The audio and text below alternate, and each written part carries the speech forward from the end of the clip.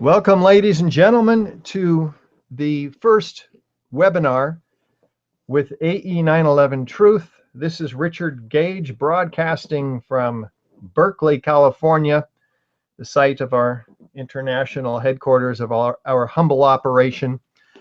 I am just delighted to be here to present to you, wherever you are, on your mobile phone, on your computers, at home, at work. We're hoping to reach hundreds and hundreds of people as we continue the effort to awaken the American people and people all around the world, because this is an international broadcast. I am the founder of Architects and Engineers for 9/11 Truth, a nonprofit organization of now 2,500 almost architects and engineers demanding a new investigation, signed on to our petition calling for that of the 3 World Trade Center skyscrapers on 9/11. And that is very necessary, as you'll see from today's broadcast. Now, Architects and Engineers for 9/11 Truth has been in operation for almost 10 years. When I first learned about the truth of what really happened on 9/11. I was in my van and on my way back from a construction site observation, and I was really quite shocked to be hearing this information from David Ray Griffin, who was being interviewed that day by Bonnie Faulkner of KPFA's Guns and Butter, a Berkeley free speech type radio program. I was a Reagan Republican. Don't ask me what I was doing listening to this quote communist station, which is how but they had a lot of interesting information, and this was no exception, of course.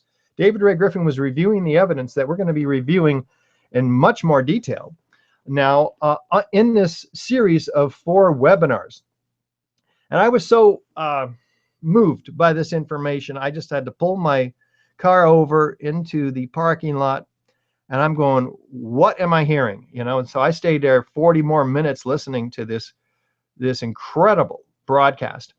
And I went that night, or I think it was the next night, to the Grand Lake Theater in Oakland, and there were 600 people packed into that theater. They wouldn't even let me into the actual presentation itself, but I could get a couple of DVDs. I could talk to people. I could say, is this real?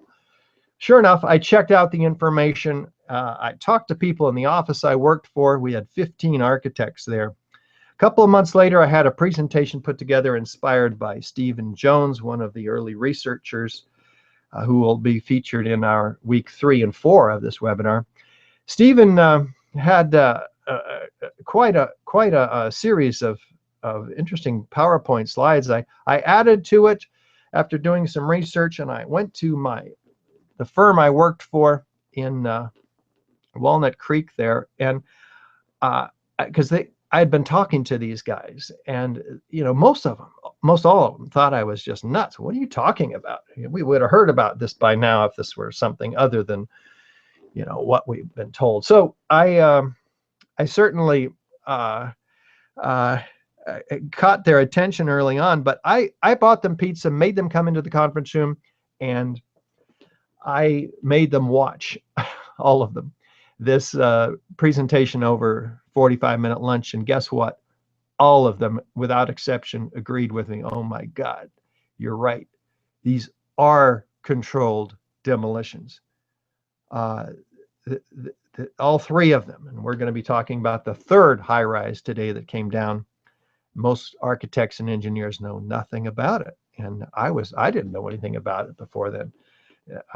So that's the subject of today's seminar. And before we get to it,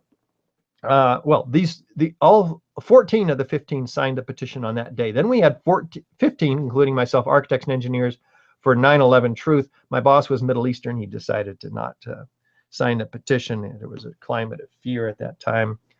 But I want to introduce to you today Mr. Andy Steele, who is our operations manager at AE911 Truth. He'll be helping me in the background here and with the Q&A.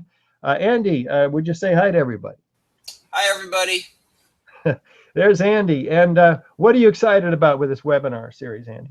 I'm excited for the opportunity to reach a whole new audience of people that may not be able to come out to your presentations, but can watch you via the magic of the internet and get this important information, and then invite others next week to come and hear the continuation.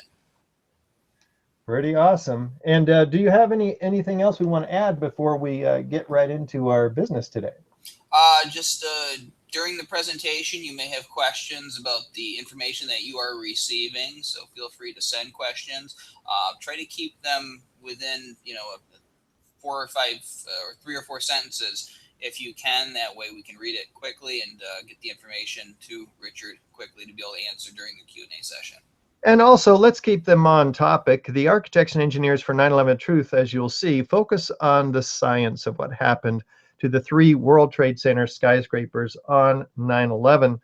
And we don't know who's responsible for this. We don't research those areas. There are people who do.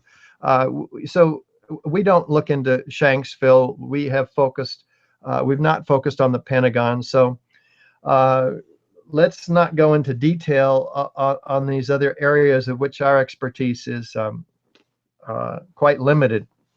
But we will focus on the towers, as you can see on your screen.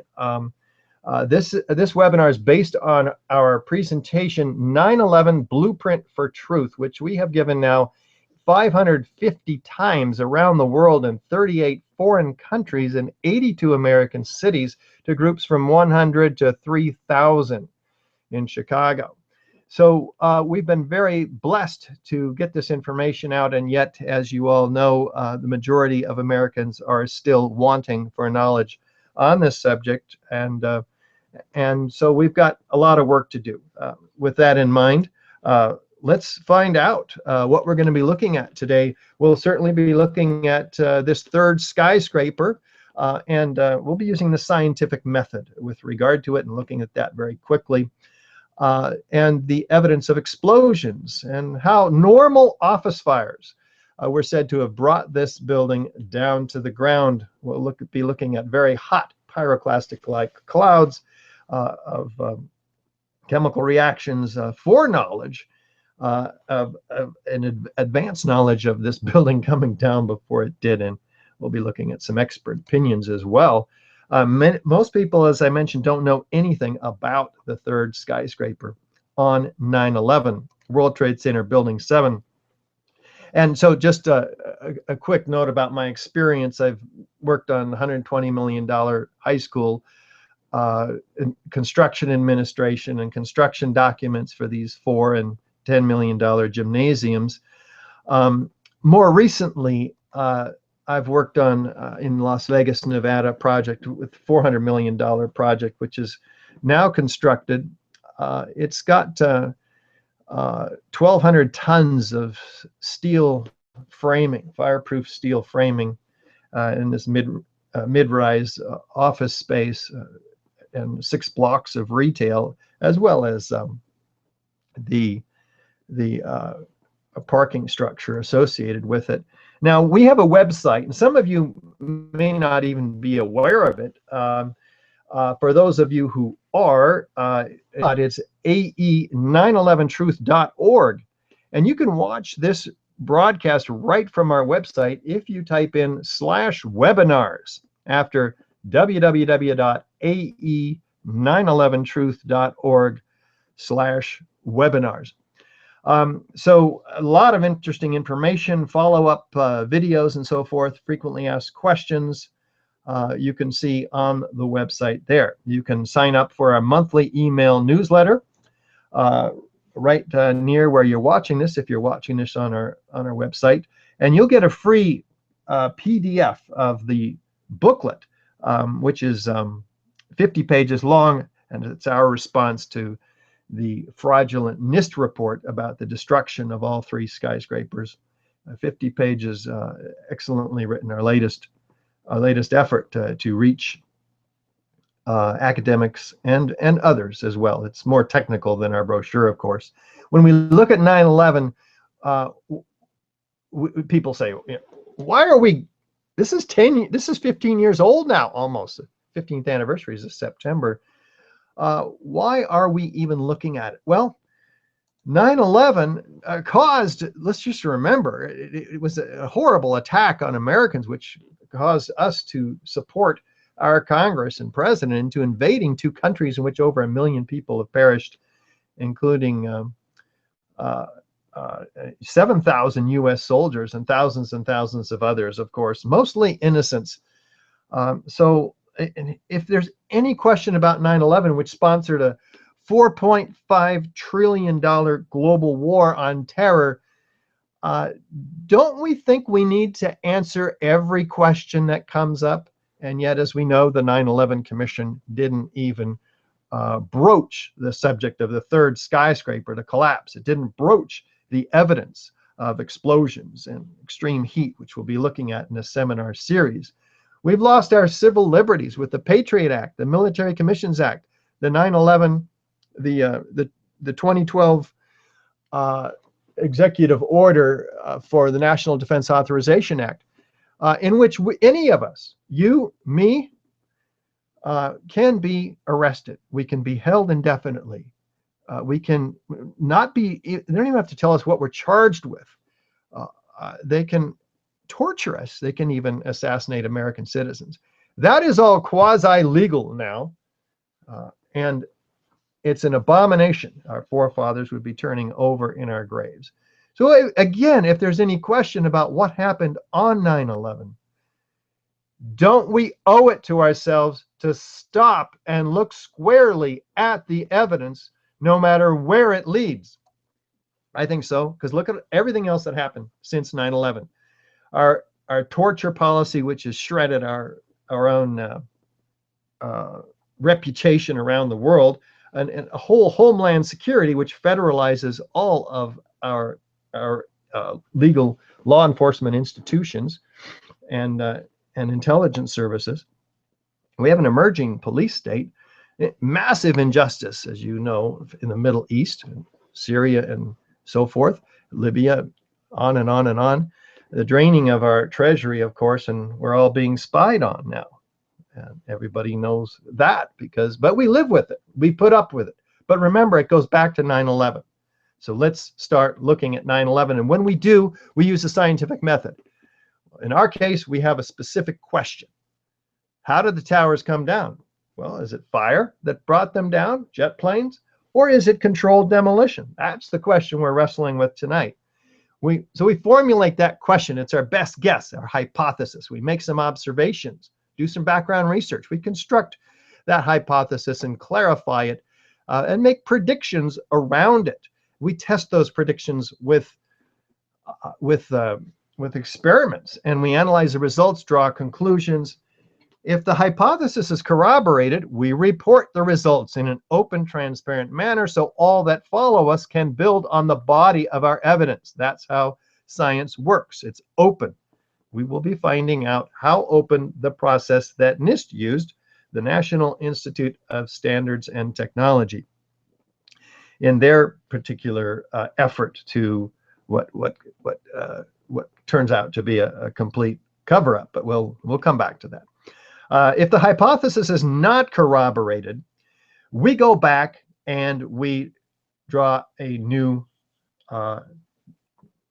best guess, a new hypothesis, and one that stands a better chance against the data, the experiments, the observations. So with that in mind, let's apply the scientific method and ask ourselves, what are the forces that destroy buildings? Well, certainly fire is one of those. The fire is an organic process. It works through an area like an office building in 20 minutes or so. That's all the fuel there is there. And it moves on looking for fresh new fuel sources. So if a building is going to collapse by fire, it's going to be an organic, asymmetrical collapse. The building will creak and groan as structural systems are failing one at a time. The building will fall over toward the path of least resistance, not straight down through 40,000 tons of structural steel in the case of this building. But what we note is that never in the history of skyscrapers do we have a global collapse of a skyscraper due to fire, even though we have several examples, like this one in Los Angeles, would burn 3.5 hours over 5 floors, of very hot, large, and long-lasting fires, like this one also in Philadelphia, burned 18 hours over 8 floors, and in Caracas, Venezuela, 17 hours over 26 floors. Not one of them came down. Now, here's some buildings that did come down, not due to fire, but in this case, earthquakes. They follow the path of least resistance. They fall over. Their structure is certainly mangled, but recognizable as a building at the bottom of this pile. Sometimes it's pancaking collapses. The structural system is not dismembered from itself. Its concrete is not pulverized to a fine powder. So let's keep this in mind. We're doing some background research. In this case, these buildings have been exploded. There are features of explosions, such as the sounds of explosions, where witnesses hear explosions. They see flashes of light. There are thick, billowing, enormous pyroclastic-like clouds from the intense chemical reactions produced from the explosives. There's a thick edge, a very clearly defined edge between these unfolding pyroclastic clouds and the surrounding air. It's acting like more of a solid, if you will, than like smoke from a normal fire. So let's keep that in mind. If you have these features, you know you have explosions. Now, explosions can be harnessed in with thousands of them very carefully placed in order to bring a building, like you see here, down into its own footprint, usually, because engineers place critically located cutter charges or explosive charges that are designed to specifically cut through the columns and beams in the building, enabling it to come down where they are completely separated from each other, one structural element from another. There are thousands, or at least hundreds, of cases where we could draw from to make our reference, because this is the most commonly used method of bringing down high-rises, of course. We've all seen them in the old hotels in Las Vegas. Well, there are features associated with this kind of destruction, controlled demolition, it's called. There's a sudden onset of destruction, usually at the base of the structure, resulting in a straight-down symmetrical collapse into the building's footprint, because demolition waves remove those column supports. And this often results in the free fall speed, because there is no more resistance from those columns. They've been removed. It goes through the path of what was the greatest resistance, resulting also in the total dismemberment of the steel structure for loading and shipment. That's very convenient. And this results, of course, in minimal damage to adjacent structures. That's one of the ideas here. We have witnesses that hear sounds of explosions. They see flashes of light. And we have enormous clouds of pulverized concrete. That's what explosives do. They break up concrete. Easier to ship that way. You don't want guys going in there with jackhammers later on. And isolated explosives, often at different points and locations, different floors in the building, they're called squibs. They're very visible when you have these, you have explosives. And of course, we have chemical evidence of cutter charges or the explosives or incendiaries going, resulting in the basement and the debris at the bottom. This is all direct evidence of explosive destruction. And guess what? Fire cannot create any one of these features, let alone all of them. So we can see where we're heading here. Did these buildings come down by fire? Did they come down by explosives? We use the scientific method and see if these features are evident in the 3 World Trade Center skyscrapers. Especially if we have circumstantial or corroborating evidence like government documentation, that can be very helpful, and you'll see that we do with respect to the Twin Towers. Expert corroboration, at least those experts who don't have a bias, i.e. they're getting $100,000 contracts annually from the federal government, which might just make them wince a little bit about talking about the truth or the explosive evidence of what about the of the 3 World Trade Center skyscrapers.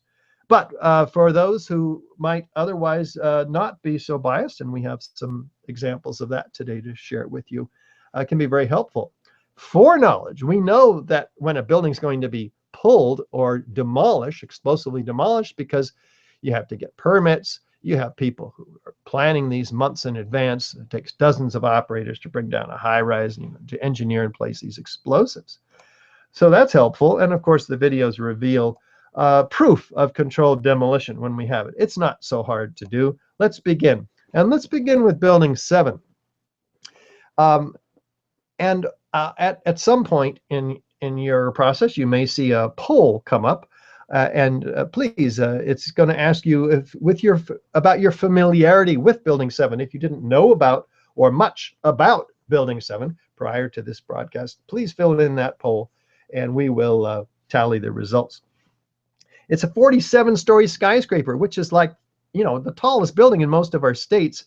Now, it wasn't hit by an airplane. That's why we're talking about it first.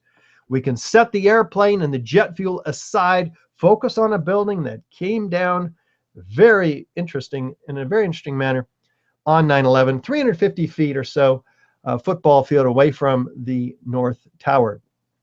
So let's take a look then at the building after the towers came down. It stood all day till about 5:20 in the afternoon when it collapsed. Small fires did appear, and we'll show you those. But the building standing here in pretty good shape after the Twin Towers had gone down that morning, 7 hours earlier. So what we're going to do is look at the features of this building's collapse and see if there's any comparison to that of a controlled demolition. Starting with, is there a sudden onset of destruction at the base of this structure? Well, let's listen to this medical student, Daryl, who was watching the building and very close to it. We were watching the building actually because it was on fire. The top floors of the building were on fire, and we heard this sound that sounded like a clap of thunder. Turned around, we were shocked to see that the building was it looked like there was a shock wave ripping through the building, and the windows all busted out, and it was horrifying. Then about a shock wave ripping through the building, the windows busting out. A second later, the bottom floor caved out. This is exactly what controlled demolitions do, not fires. But let's listen to Dan Rather, who's actually narrating this, which for some of you may be your first view of this building collapsing on that day. What you're seeing are high shots. Now, here we're going to show you a videotape of the collapse itself. Describe that. Now we go to videotape the collapse of this building.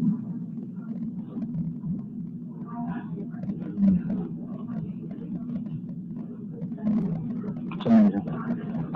Amazing and incredible picture word. For the 3rd time today, it's reminiscent of those pictures we've all seen too much on television before. A building was deliberately destroyed by well-placed dynamite to knock it down. Whoa, what did Dan say?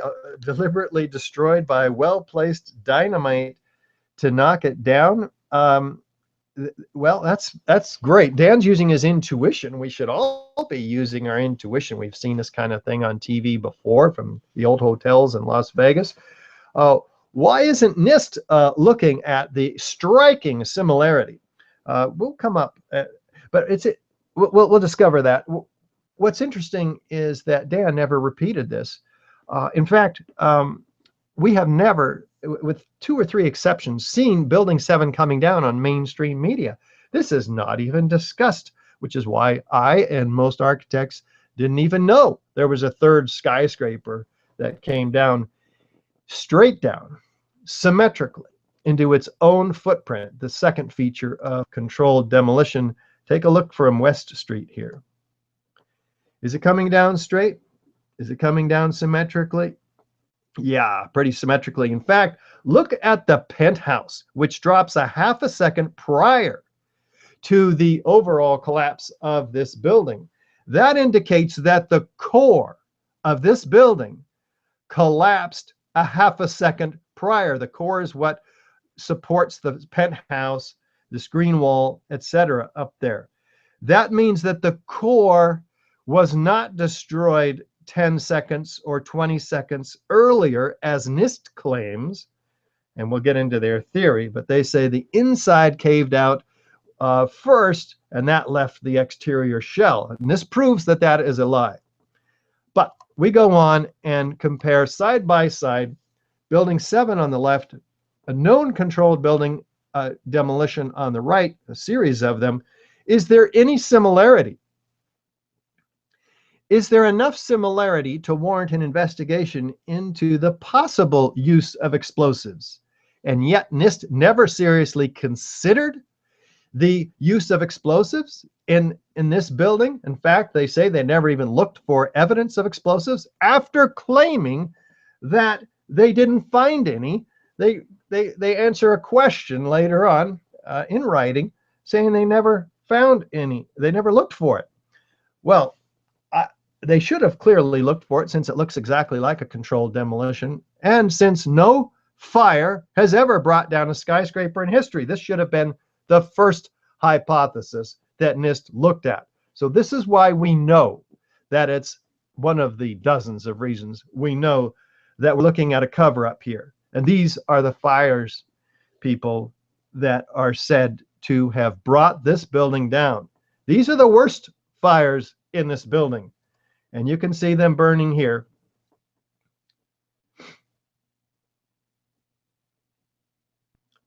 Small scattered fires throughout this building.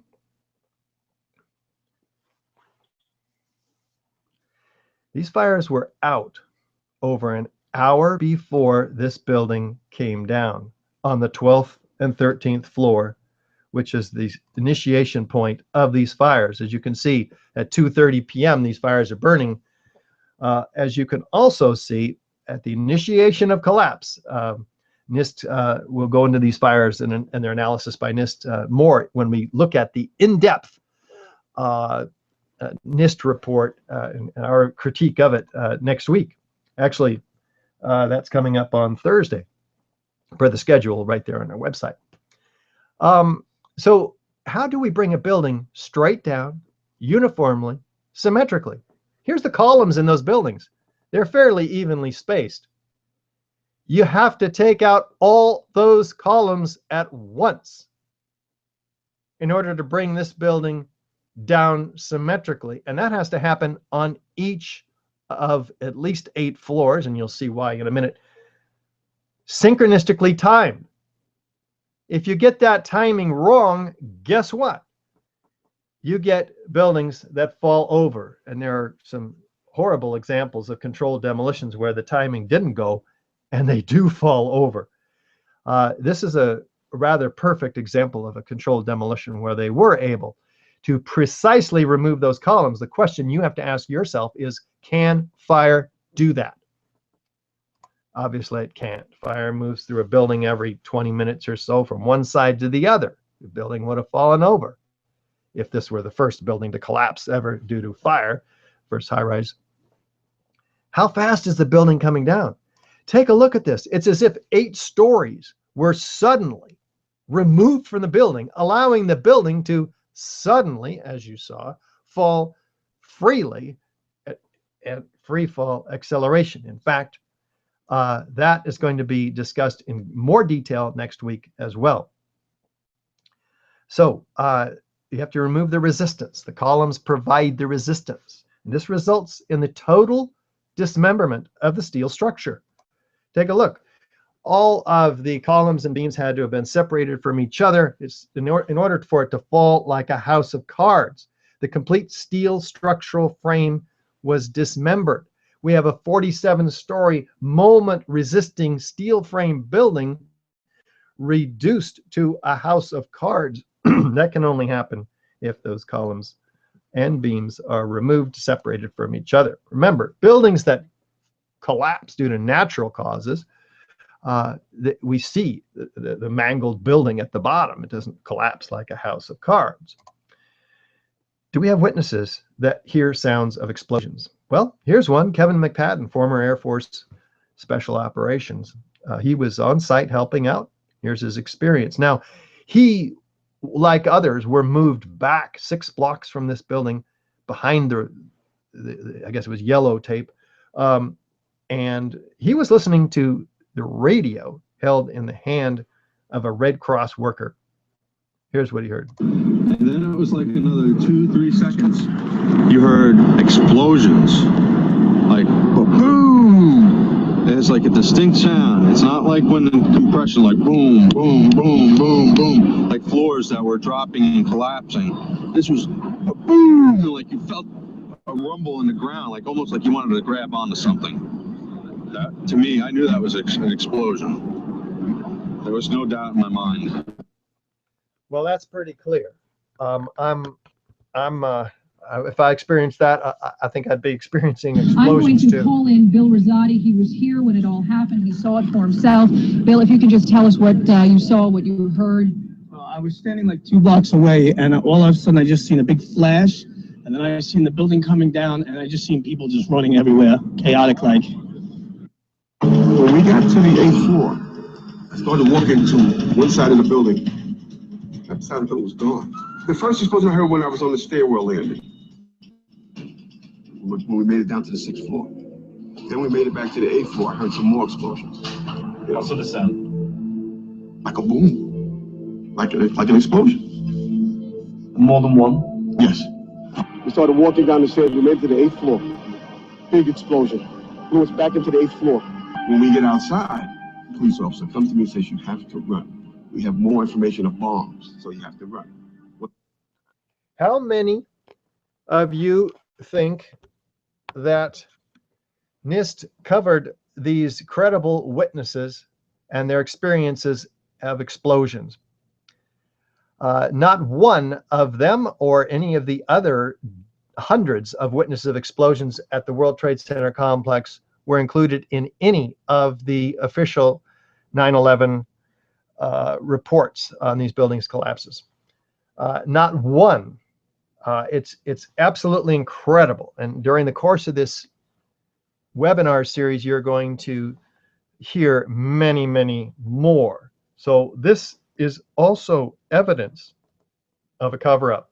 A cover-up of explosions like this, which everybody heard downtown World Trade Center in the afternoon of 9/11. Yeah, here's one of the guys. He can tell you I'm okay, all right? Here, hold on. You want to call your mother or something?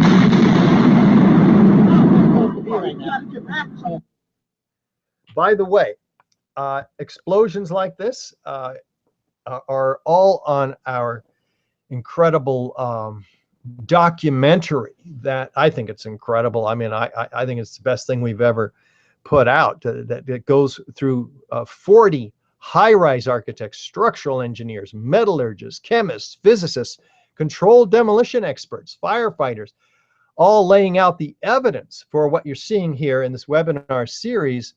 It's called 9/11 Explosive Evidence, Experts Speak Out. You can just Google Experts Speak Out. And this is on our store. I encourage you to look at some of the resources to inform yourself there at AE911 Truth. Up at the top, what you can do is one of the menu items that allows you to browse through the store there. So next we have enormous pyroclastic clouds of pulverized concrete. What are we talking about? Well, the NFPA, which is the National Fire Protection Association, in this guide 921, the Guide for Fire and Explosion Investigations, the guide that NIST helped produce in the first place, but which was not followed by them, it in fact tells us to look for large volumes of gas and large amount of heat released in chemical explosions, rapidly expanding plumes of hot gases, i.e. pyroclastic-like flows. This is evidence of a very hot material. This is much more than normal office fires produce, as you'll see here, where we have racing away from Building 7 in every direction at 35 miles an hour, these hot plumes of gases, much hotter than a few small scattered fires in this building. Remember, there's no jet fuel in this building.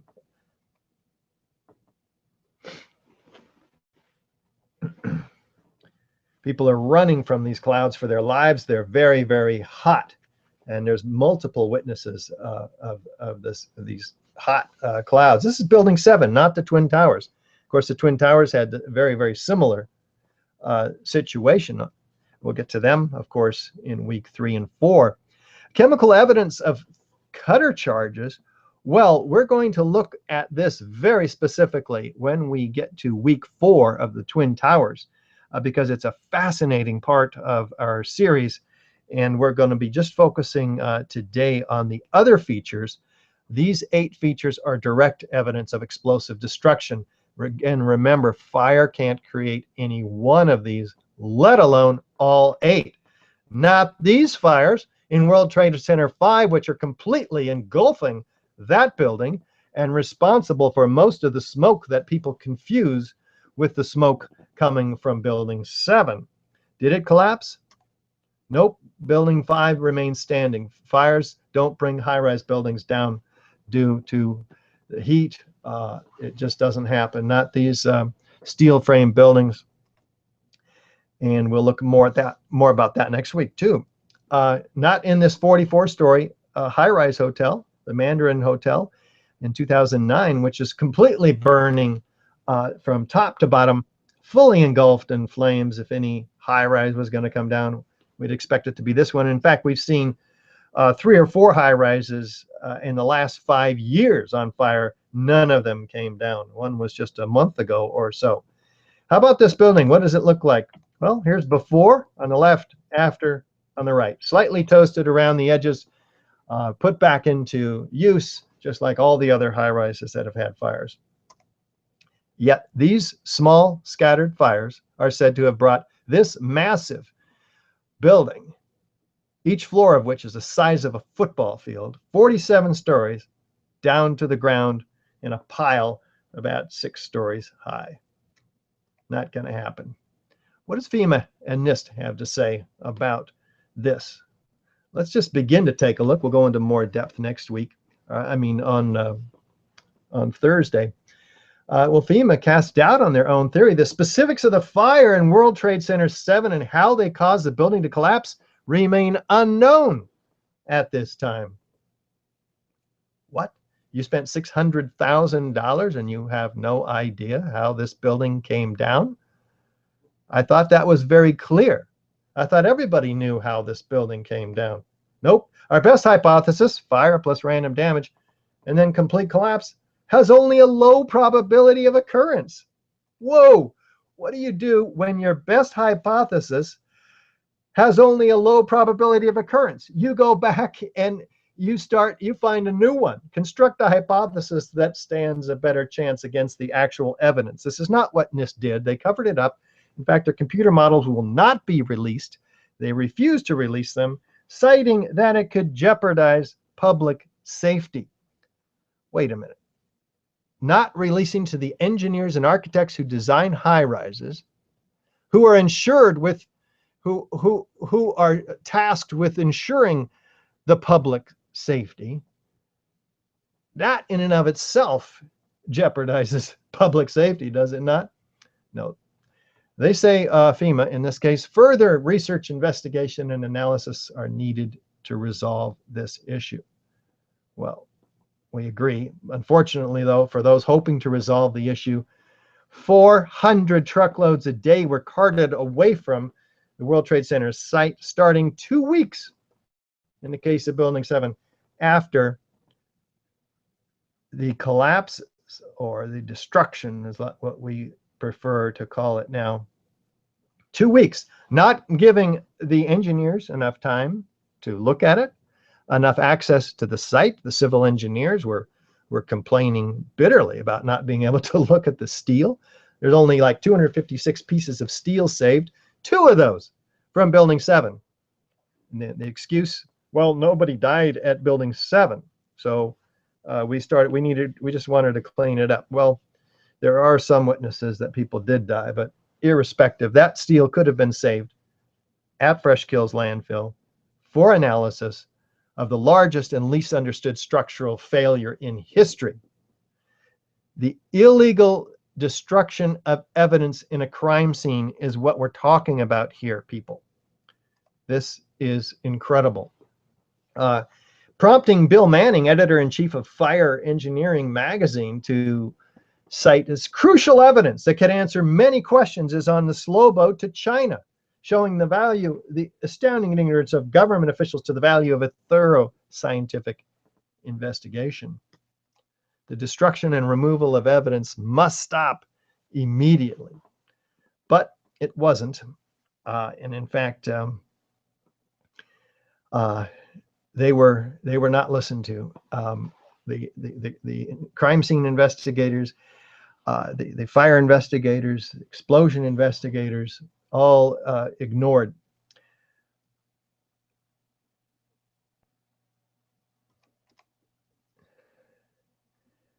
What do the experts say? Again, those experts who aren't as biased, like this one, and Danny Jowenko, and the top European controlled demolition expert. 27 years in the business. It starts from below. They've simply blown away the columns. You see, he was shown this collapse on a laptop well after 9/11. They didn't tell him what it was. He's just responding to what he knows as an expert. Didn't know it was from 9/11 yet. He says, well, it's a controlled demolition. A team of experts did this. Professional work, without any doubt. Well, then they tell him, well, this happened on 9/11. It's like the third tower that went down. He goes, no way. So you can see that video of him on our documentary, Experts Speak Out. 9/11 explosive evidence, experts speak out. He says they must have worked very fast. Well, that's true because, well, it's not true. He knows that it takes months to plan these, but he's just using his mind to try to figure out how such a thing could happen. Do we have foreknowledge of this building's destruction? Well, interestingly enough, listen to these mysterious construction workers walking away from Building 7, hearing an explosion, looking back over their shoulder to Building 7, and then looking straight into the CNN camera and saying this. Keep your eye on that building, it'll be coming down. Building is about to blow up. Moving back. All right, guys. We are walking back. It's a building about to blow up. One flame and 3 coming down. The building is about to blow up, flame and debris coming down. How do they know? This is a building with a few small fires in it. They were told not, the firefighters told not to go into the building. They said it had some structural damage. Well, that's the story that went around. So they were told not to fight the fires. And yet, when we'll come to Mr. Larry Silverstein. Well, let me share with you now. He's on America Rebuilds, a PBS station, and he says, talking to the fire commander, and there's been such terrible loss of life. Maybe the smartest thing to do is pull it. And they gave the order to pull, and we watched the building come down. Well, wait a minute. He says later, oh, I meant pull the firemen out of the building. I didn't mean pull the building itself. Well, the firemen, again, weren't in the building. They were told not to fight the fires in the building. And you wouldn't talk like that if you're talking about firemen. So there's a lot of confusion in misinformation and disinformation going on at the site here. But we can see what happened, as evidenced by, again, Kevin McPadden, who this time is talking about his experience of the countdown. At the last few seconds, he took his hand off, and you heard 3, 2, 1. Do fires bring buildings down to countdowns? No, doesn't happen. BBC also knew about this building's collapse before it happened. This is Jane Stanley. They apologized for this grievous error after they realized that they announced the collapse of this building 20 minutes before it happened. The unprecedented collapse of a 47-story skyscraper. So they apologized, saying that, oh, confusing. It's just too confusing. What are they, psychic or something? The word is getting out too early here. So this is what we need to watch for is things that just don't add up with World Trade Center destruction. Here also we have CNN announcing the collapse of this building very early that morning. Alan Dodds-Frank, let's listen. In New York, Alan Dodds-Frank joins us on the phone in Lower Manhattan. Alan, just 2 or 3 minutes ago, there was yet another collapse or explosion. I'm now out of sight. A Good Samaritan has taken me in on Duane Street. But at 11:15, there was another collapse or explosion following the 10:30 collapse of the second tower. And a firefighter who rushed by estimated that 50 stories went down. The street filled with smoke. It was like a forest fire roaring down a canyon. Now, as I think Patty Sabia and others have told you, a 50-story building collapsed. There's no other 50-story building that collapsed. In fact, this was about 15 minutes or so after the second tower collapsed. Had this building come down at that time, we might not even know about it because it would have been completely obscured by the massive dust cloud released from the Twin Towers when they went down earlier that morning. So this is why a lot of researchers suggest that and speculate that the building was supposed to come down, and this is yet another example of a pre-release of information designed to be consistent with a plan that that would have been much more convenient for the perpetrators of the destruction of the World Trade Center complex. And then that those mysterious construction workers were going back into the building, perhaps to fix that in the later morning and early afternoon. And then at 5:20, it finally went off, so that it was a dud at 10:45 or whatever. Anyway, that's speculation. What's not speculation is the rest of the evidence, which seems to corroborate the hypothesis of controlled demolition. It seems that we have shown you today 8 features of the direct evidence of explosive destruction here. Again, fire not being able to accommodate or create any one of these. And with additional corroborative evidence, as we see in the green row here that we showed you, this is, we believe, proof of controlled demolition, beyond a reasonable doubt, certainly. And we have 2,400, almost 2,500 architects and engineers calling for a new investigation based on this. So if you do see the poll that we have programmed to ask you if you believe that a new investigation of Building 7 is necessary, then I'm asking you to fill out that poll, or if it's not necessary, or if you just don't know still, that's fine. Let us know what your opinion is on this, because those who have looked at this say, well, who was in this building? Who had access? Well, this is a very highly secure building. The CIA, the Secret Service, the IRS, the Department of Defense, Mayor Giuliani's Office of Emergency Management on the 23rd floor, a hardened bunker which was capable of withstanding hurricanes and even nuclear war of some degree. The Securities and Exchange Commission, which actually had the worst fires on floors 12 and 13 on the backside of Building 7, opposite the North Tower. Interestingly enough, we certainly want an investigation of those fires. because they lost thousands of files related to hundreds of cases that they were pursuing against Wall Street companies like Enron and WorldCom.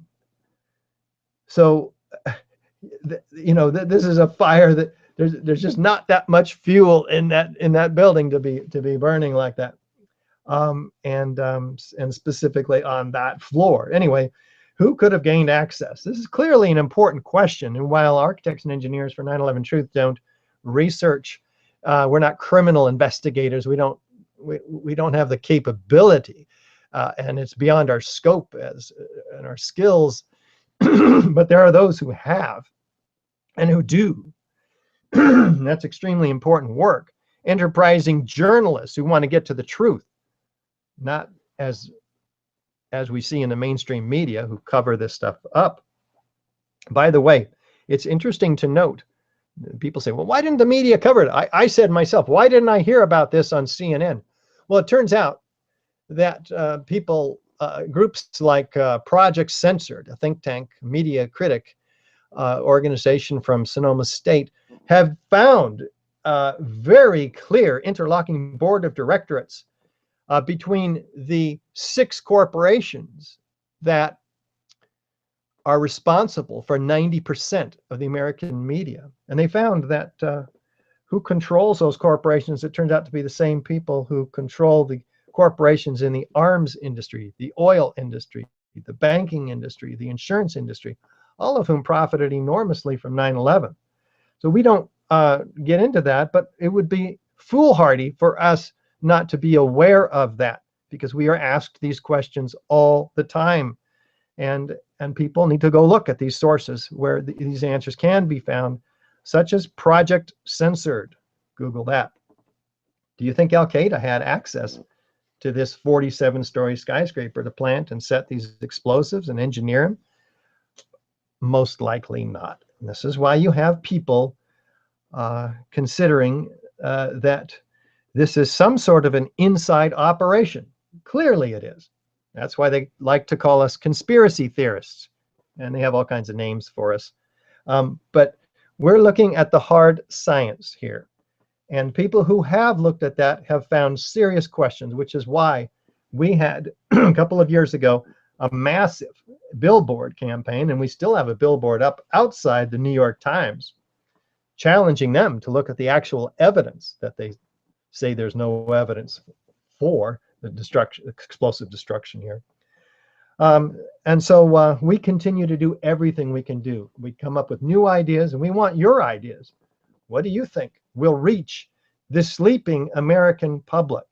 The eyes, the hands over the eyes, mainstream media, the government with their fingers in their ears, who will not listen, even though we've given our petition, our DVDs, every time we reach 1,000, 2,000, and again when we reach 3,000 architects and engineers for 9/11 Truth.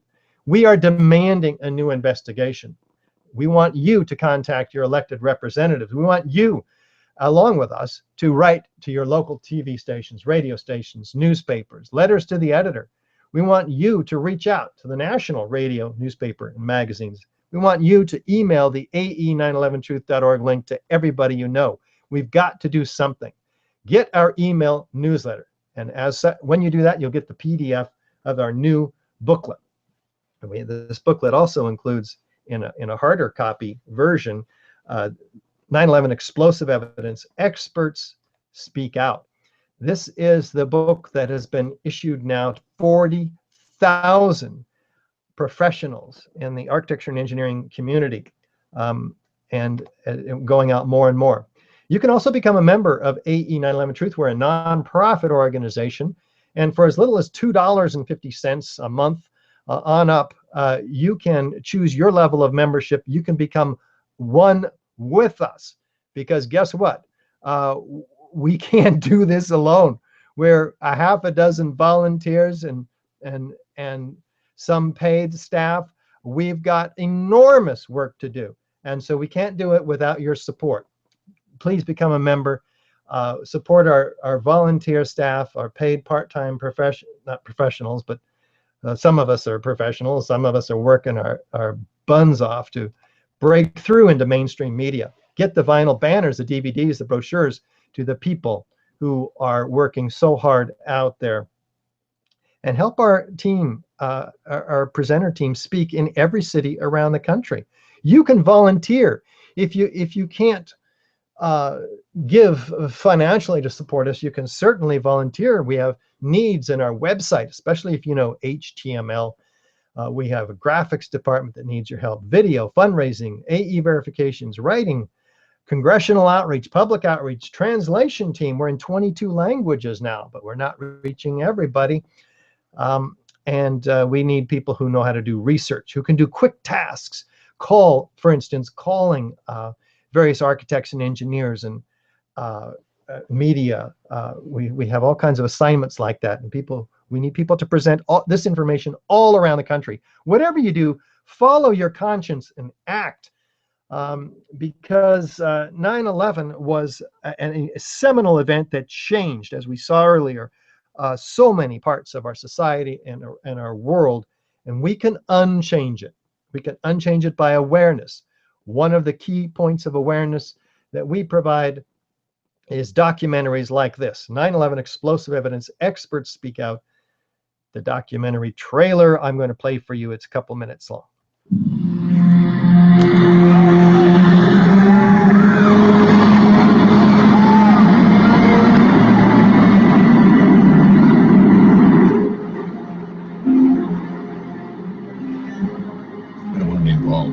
Conspiracy theories, you know, there are lots of them. They can go on, we can speculate on that forever.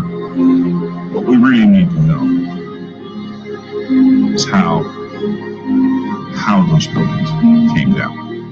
World Trade Center 7 collapsed because of fire fueled by office furnishings. It did not collapse from explosives or from fuel oil fires. To undermine scientific integrity is to undermine our democracy. This is what NIST has done, denied and ignored crucial evidence. The American people absolutely need the truth of 9/11.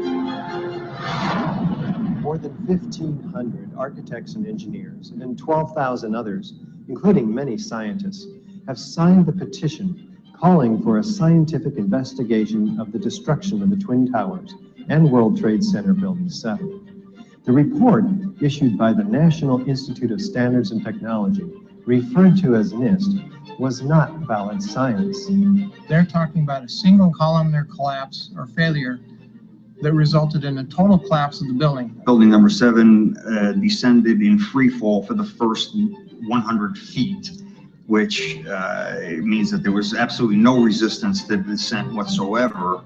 So all of the columns really needed to be severed at the same time. The symmetry is the smoking gun. NIST has admitted it went into free fall for 8 stories. You don't need to be an engineer or an architect to see what happened to those buildings. Dit is controlled demolition. Zeker weten. Zeker weten. What I saw, it was a classic implosion. The center of the core, the penthouse area, starts to move first, and then the building follows along with it. NIST excluded the document from FEMA in Appendix C that documented the evidence of melting steel. In an office fire, you cannot generate enough heat to melt steel. There were these iron microspheres present in all of the dust samples. They needed to have been formed in extremely high temperatures. All the characteristics of the microspheres, along with what I see in the attack of the beams that were actually found, tell me that thermite was involved.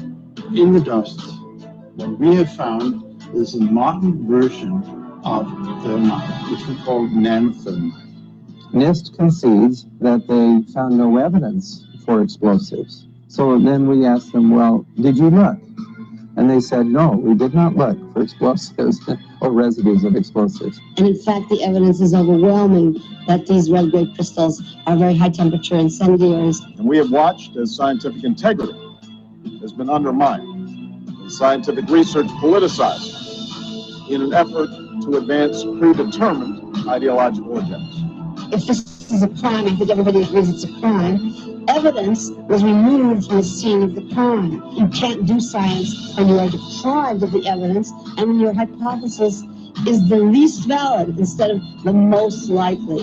And the most likely hypothesis in the case of Building 7 wasn't even mentioned. This is not science. Well, there it is. You can see the DVD yourself. The full 90-minute program is on our website and our store. You can reach that at the top of our website under what you can do. So you can see why we are so determined to get the truth out, because the truth is so very clear about the destruction of these towers. And next week we'll be, in addition to a review of some of today's evidence, we'll be looking into the American Society of Civil Engineers, FEMA, and NIST reports, their flaws, including the NIST computer simulation, which they say proves their theory, or they try to prove their theory, which of course it just does just the opposite. The analysis of the fires in these buildings, and we'll hear more from other structural engineers. At this point, I'd like to bring Andy on, our operations manager, and Andy's been receiving some of the questions. And let's see what we got here and see if we can answer some of your questions. Andy? Uh-oh. Okay, a first question here is, a friend of mine is a structural engineer. He said that World Trade Center 7 was a poorly designed building that lacked redundancy and ductility, and that is why it collapsed due to fires. Comment? Well, not even NIST says that any of these three skyscrapers were poorly designed. In fact, they praised the structural engineers of these buildings, saying that they did, particularly in the case of the Twin Towers, a fine job resisting the airplane impacts and the fires, allowing most of the occupants to get out. NIST does not fault the structural design of the towers, though others do. And we don't have a criticism of the Building 7, which was designed privately and by Larry Silverstein, built in the mid-80s, which complied with all the codes at that time. They had to go through the city's rigorous code check process. So I have never heard this particular comment about the faulty design for Building 7. It sounds like a very convenient way to dismiss the evidence. And so I encourage this particular structural engineer to actually look at our DVD and the broadcast of this webinar. By the way, you can see more clearly on your screen if you go to the settings in YouTube, right there on your screen, right below where you're watching, and click the gearbox and change the resolution to 420 or 720 dots per inch. You'll get much clearer resolution. You have to do that manually. We're doing everything we can to submit at the highest resolution, but people unfortunately have to actually manually change that setting. And so we'll get into the North Tower more. But another question here. Andy, are you back? Yeah, we can't hear Andy. Can you text Andy, Larry, and let him know that we can't hear him? I'm looking for another question here. And I don't see a question. So we need to connect with Andy in order for me to see the questions. Another question that comes up quite a bit, though, is, hey, I heard that that there were directed energy weapons used at the World Trade Center, and And we don't know what else might have been used at the World Trade Center. We do know. There's Andy. You back, Andy? Can you hear me okay? Yeah, you sound great. All right. Sorry for the technical difficulties, folks. So I'll let Richard finish that question, and then I'll give you the next one. Sounds good. And so there's one particular person, Judy Wood, who has written a book called Where Did the Towers Go? And in it, around page 126 plus or minus, she actually denies the evidence of explosives going off. And you've heard some, and you'll hear a lot more, actually dozens and dozens coming up in weeks 3 and 4. She denies the evidence of hot and molten iron, which you'll also see abundant in sections 3 and 4. She denies the explosions, hot molten iron, and nanothermite, which is a very, very highly engineered incendiary, which we have abundant evidence for in all the World Trade Center dust, which you'll see again in week 4. While showing literally no evidence to support the actual use of directed energy weapons, I just have suspicions of somebody who denies the evidence for the most that we have the most basic scientific forensic proof of. That's my largest issue with her on that. Andy, you have another question?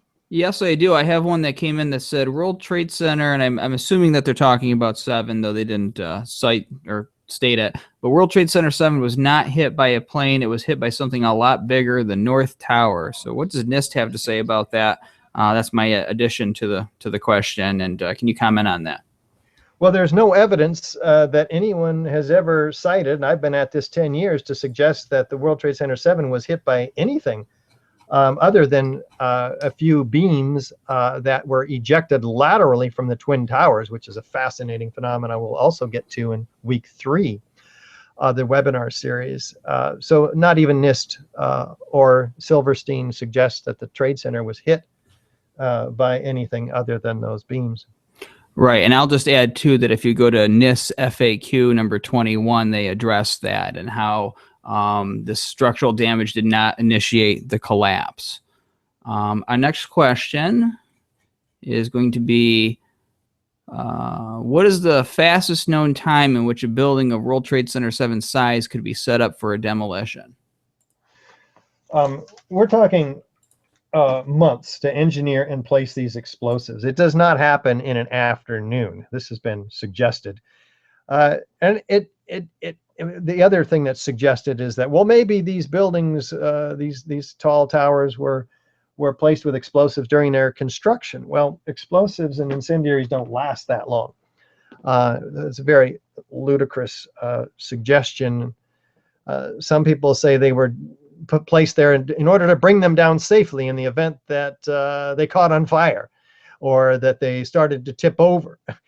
This is also ludicrous. There's not one structural engineer in the country that you can find to support that. And of course, what insurance agency would ever insure a building with explosives in it, and what occupants and tenants would consider using the building under such circumstances? It's just ludicrous. We just don't hear about these things other than about 9/11 and trying to rationalize why there may have been explosives, for which we do have abundant evidence, as you're beginning to see. Andy? Andy, I can't hear you. There you are. Okay, good. Our next question is the New York Fire Department. Peter Hayden says an engineer told him World Trade Center 7 would collapse in 5 hours, and Hayden says 5 hours later 7 collapsed. Who was this engineer? Yes, it was an anonymous engineer, and God only knows why nobody can figure out who this guy's name is, that did some surveys apparently and discovered that there was some deformation in the perimeter structure of Building 7, and actually gave the saying that the building has, I think it was 5 hours, And then indeed, 5 hours later, it came down after witnesses heard all these explosions.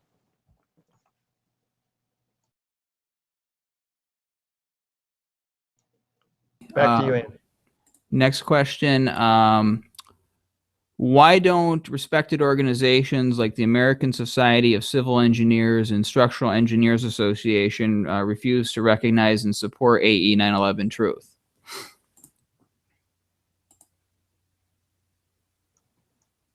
We certainly have the same question. There is an extraordinary veil or shadow over the subject of 9/11 in general. And we were all put into a state of shock and awe on that day. It was very painful. We didn't know when the next attack was coming. Remember, we didn't have the information or misinformation that we have today. We were under attack for the first time in the mainland of our country from another country, the first significant time. And we're looking for answers. We're reduced in that state to an infantile state. We're operating from our reptilian brain. We need quick answers, and we need to put this pain and unknown, the state of shock, behind us, and we need to not go back there again. So while we are at conventions several times a year talking to architects and engineers, and when they finally see this building 7 coming down on a screen in front of them, we can reach hundreds and hundreds of structural engineers and architects at these conventions. We can engage maybe 20% of them. A lot of them continue to walk by. They cannot, but all of those who stop and actually engage with us, almost all of them end up agreeing that, hey, of course, that's a controlled demolition. We asked them, is this a controlled demolition or is this destruction by fire? That's our poll. And we get them to sign our petition and sponsor our resolution, which we want all AIA members to sponsor, by the way. We are calling upon the AIA to call for a new resolution, a new investigation.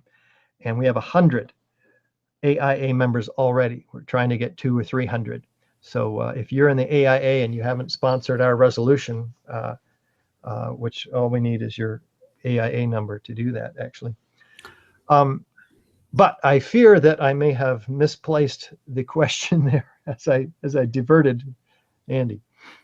Sure. It was about why did the organizations, these professional organizations, not stand by the evidence or support us in what we're doing? Think about the management structure of the American Institute of Architects, which is responsible for 80,000 architects, many of whom work for the richest people in the world developing these buildings. They are in a very tough position.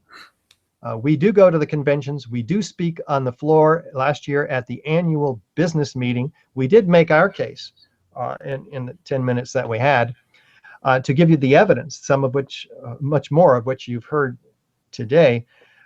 And we did hear back from the board members who did not want to acknowledge the reality of what we were bringing to their attention. It would mean that they, as an organization who officially approved the NIST report of how this building 7 came down, they would have to admit they were wrong, that they never really looked at it, that they bought hook, line, and sinker the official story from NIST. And who knows what level of awareness they actually had. We just don't speculate on that about the evidence and the truth of what really brought this building down. We also so there's multiple levels of things going on here, and the board in this case in Atlanta actually lied. They said that this effort would force an extraordinary expensive cost on the AIA, which is not true. It's just a position statement we're asking them to make. They actually said that diesel fuel brought the building down, and which is not true, because not even NIST says that. There was no fires on floor 5 where all the diesel is kept. etc. We've got a huge task in educating the AIA, but we do have hundreds of AIA members. We do have a dozen fellows of the American Institute of Architects. So it's a slow build. And when they come into contact with it, they end up signing our petition, most of them. It's the people, the architects and engineers who don't know about the evidence, who have, like me 10 years ago, swallowed the official story. Those are the people who say, oh, this is just conspiracy theory. And when they actually look at it, everything changes. Andy? We're getting a lot of really good questions here, so I'm going to try to get to as many as I possibly can.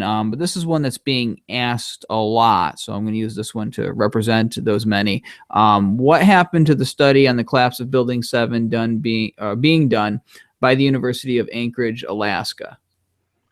Yes, we're working hard on this. We have employed Leroy Halsey, one of the top forensic structural engineers in the country, at University of Alaska to study this building and how it came down in a very comprehensive computerized dynamic analysis. And he is 6 months into a 2-year project. And it is a $215,000 effort that we are making. And so we definitely want you to support this project, particularly architects and engineers, with your financial support. We have a $12,000 per month payment, and we've got to have the support of all of us in order to really pull this off.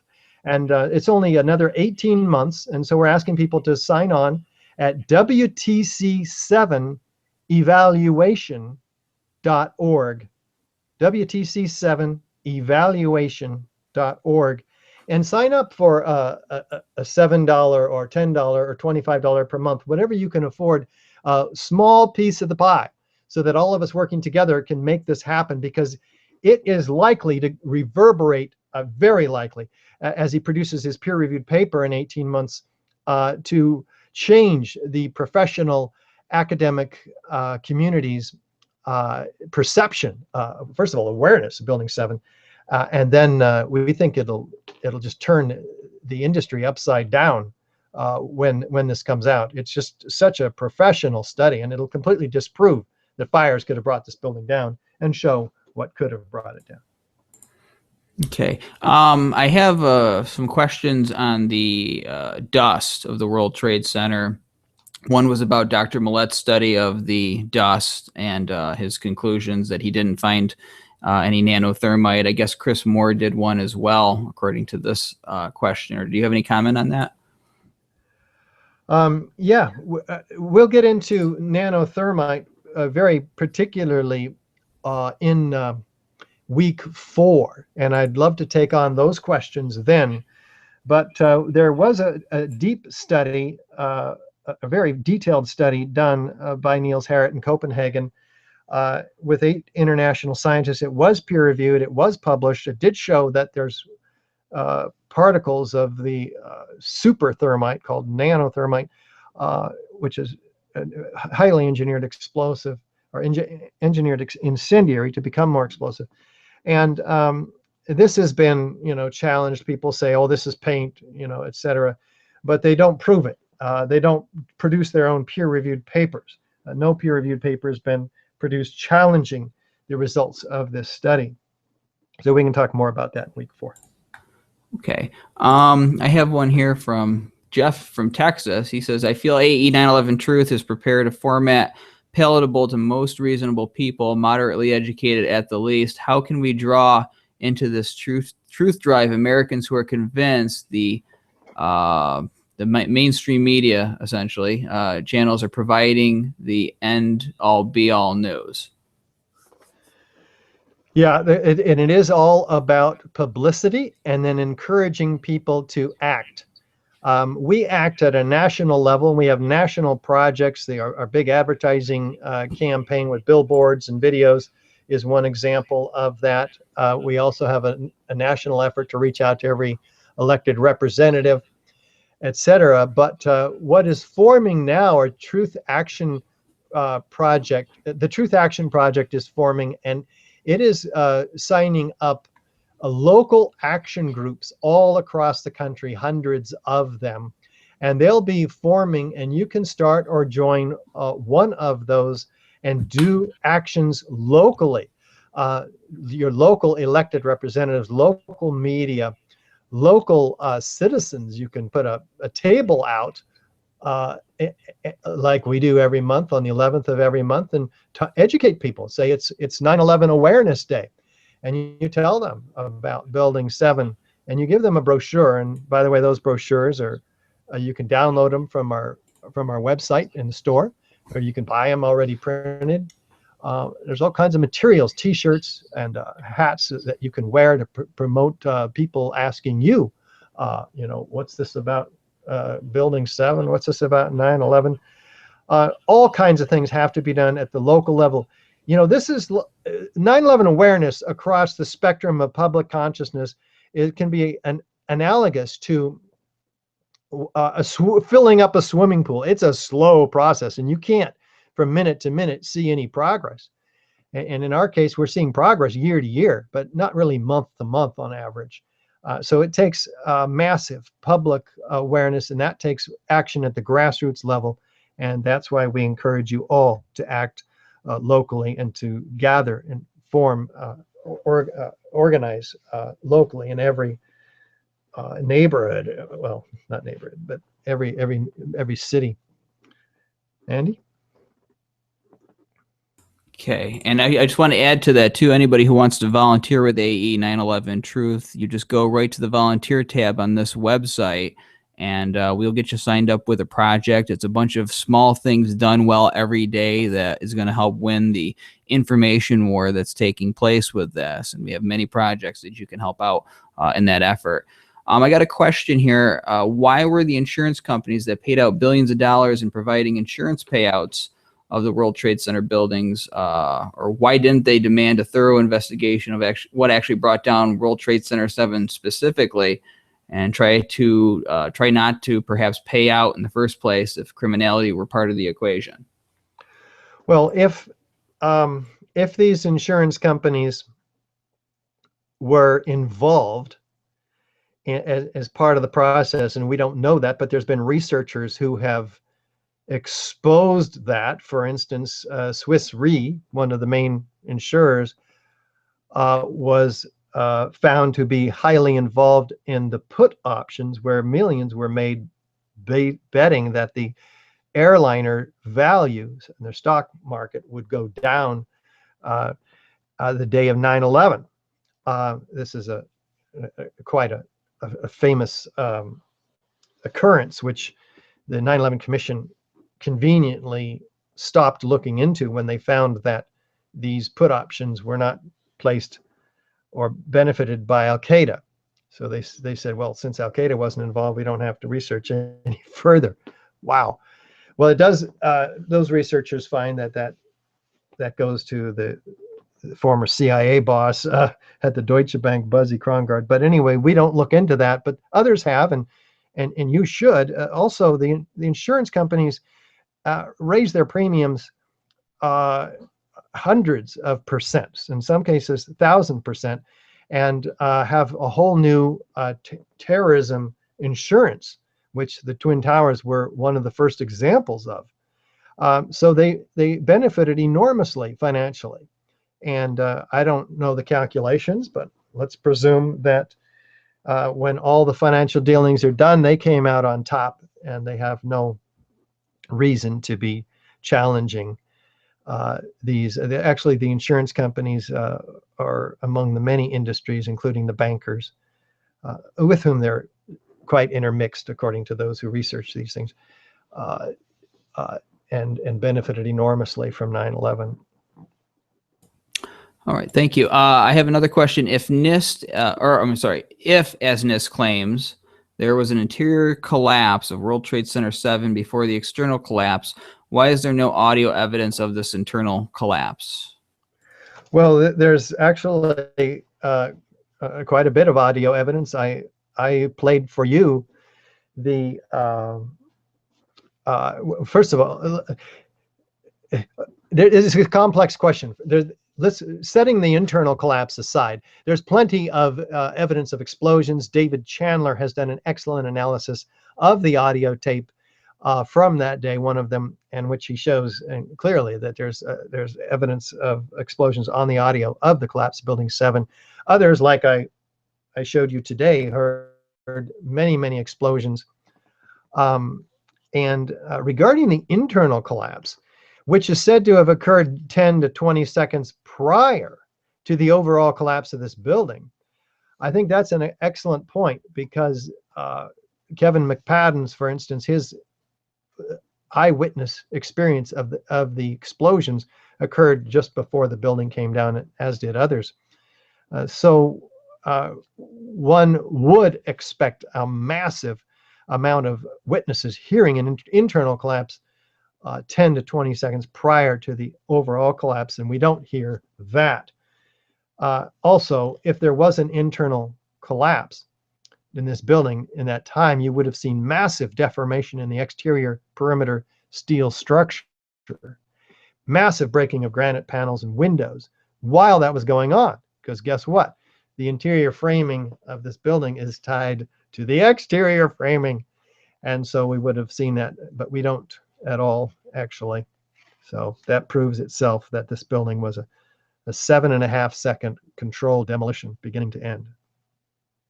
Okay, we're going to take one more question here today, and I want to just encourage everybody to come back on Thursday and keep on coming back to these webinars. And for the questions we couldn't get to today, we can get to them at another date. But this is a good one to end it on. It says, why doesn't AE911 Truth start their own independent investigation into 9/11, considering the United States government never will? Do you want to address that? Well, we hope the United States government will be forced by a growing awareness of citizens who are taking their country into their own hands and demanding a real investigation and real justice for the victims of 9/11.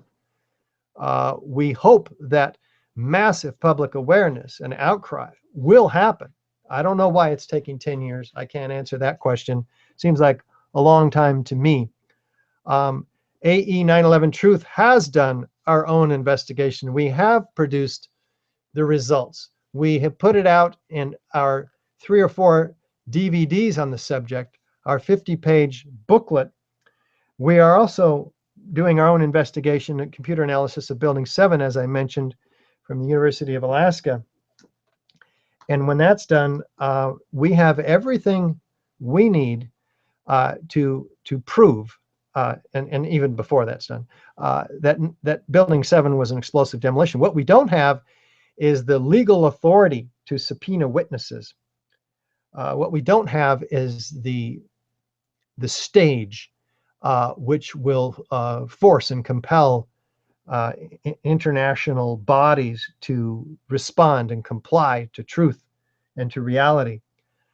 We are up against a giant machine. We are pushing a very large rock up a very big hill, and we don't know how long it will take to achieve massive public awareness. We don't know when critical mass will be achieved. We don't know when the 100th monkey will learn what he needs to learn in order to then, by influencing the subconscious of other Americans, that it just becomes part of the lexicon of our culture, that 9/11, we were lied to about 9/11, and we've got to do something about it. I guess we're building toward that. And I'm asking every one of you to do something to help us in that effort. There's so much you can do. And just sitting on your computer, sending the AE911truth.org link or the link to one of our videos to everybody you know can help. And next week, we'll give you even more information as we delve into FEMA and NIST reports, what the American Society of Civil Engineers was up to, the computer simulation. That was the giant fraud that was actually hidden from most architects and engineers and foisted upon others who were listening. The analysis of these few small scattered fires that are for the first time in history, bringing it down a 47-story skyscraper, any skyscraper. We'll be listening to the structural engineers. So with that in mind, I'd like to thank everybody and Andy and questions. And we'll catch up with you this coming Thursday at 1 for the next webinar, week 2. Thanks, everybody. And thanks, just, Andy. And that's 1 p.m. Pacific, 4 p.m. Eastern time, same place. Go. Yes, 1 p.m. Pacific, 4 p.m. Eastern. And feel free to write to us and submit more questions. We'll try to get them answered. Thanks, everybody. Bye-bye.